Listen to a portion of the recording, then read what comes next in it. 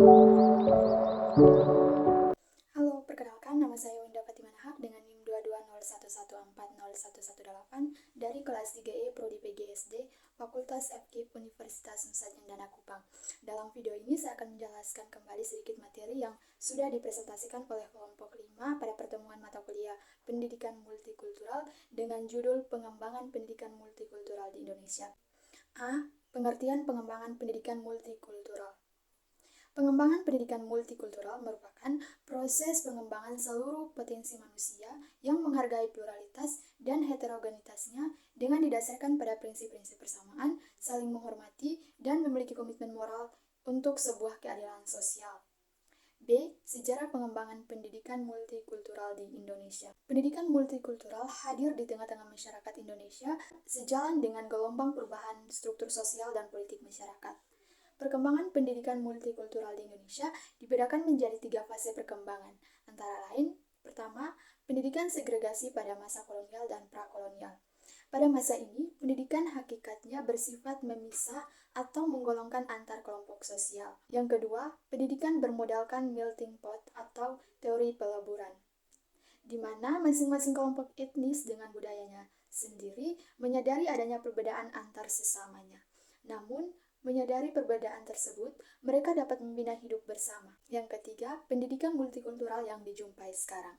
Pendidikan multikultural yang dijumpai sekarang ini terwujud dalam bentuk falsafah pendidikan, pendekatan pendidikan, dan bidang kajian pendidikan.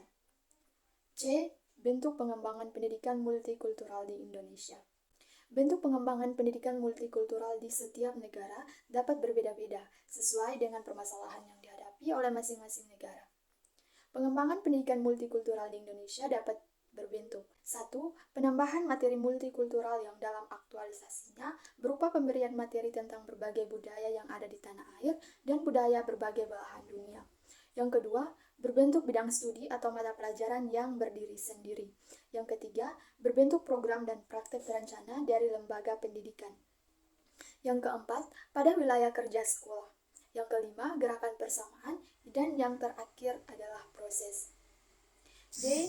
Asas-asas dalam pendidikan multikultural di Indonesia.